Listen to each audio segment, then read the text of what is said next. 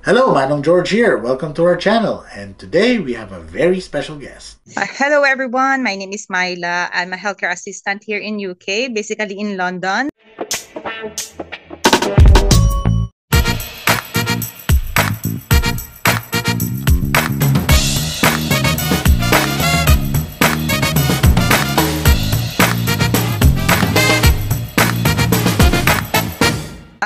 I basically work in adult senior health unit, basically adult who have dementia, Alzheimer's, yeah, that area. Man knows best. In my role naman po, there's no specific requisite in applying as a HCA, as long as you have the passion of care and you are willing to look after people. Yun ang requirements talaga nila. And yung pinaka-basic lang na requirement na ni-ask nila sa akin, if I have experience looking after doing this healthcare job wherever, kung sa Philippines or dito, sabi ko ay meron naman. So, yun. That time kasi it was pandemic when they hired me and they wanted me to start ASAP. But then I said that if I can delay a little bit nga. So but then August 2018, 19 I started. So it's a second wave probably of the pandemic. So I got the job and it was challenging. Because that time po, yung ward namin, isa sa mga ward for COVID. Global pandemic. So talagang, although it was the second wave, they have experienced the first wave was really, really hard. But then second wave is just throughout pa rin yung phase na very hard. So dun talaga mo masasabi that time was really hard kasi wala pang, siguro kay-start pa lang ng vaccine ng second wave na yon, doon mo talaga masasabi na tunay na madaming namamatay through COVID talaga. So, it was challenging and doon mo masasabi na yung break mo talaga, you just want to be silent and, spend your time by yourself. Man knows best. Being a HCA is not a glamorous job as you think, but then this is very vital para mag-circulate at lumakad yung araw sa senaryo sa ospital. So basically nag-a-assist kami ng mga nurses para sa mga kailangan nila, but basically more on personal care. Yan ang mga ginagawa namin.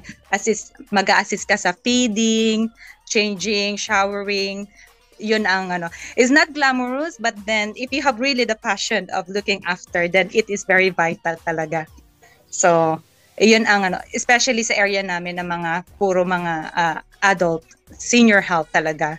Mostly sa area namin, sa ward, we are 28 bed capacity and half of those are bed bound. So, you need really some lifting, kailangan mo talaga malakas ka doon at you should have a proper training of manual handling. So, that is very essential.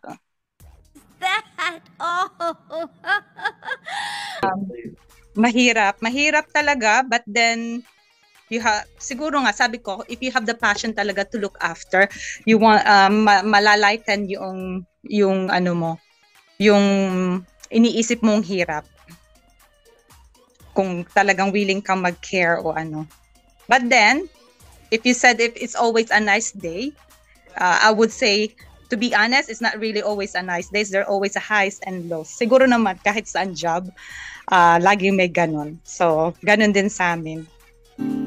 Man knows best. I-highlights ko lang siguro. Early in the morning, 7:30, nasa work na kami.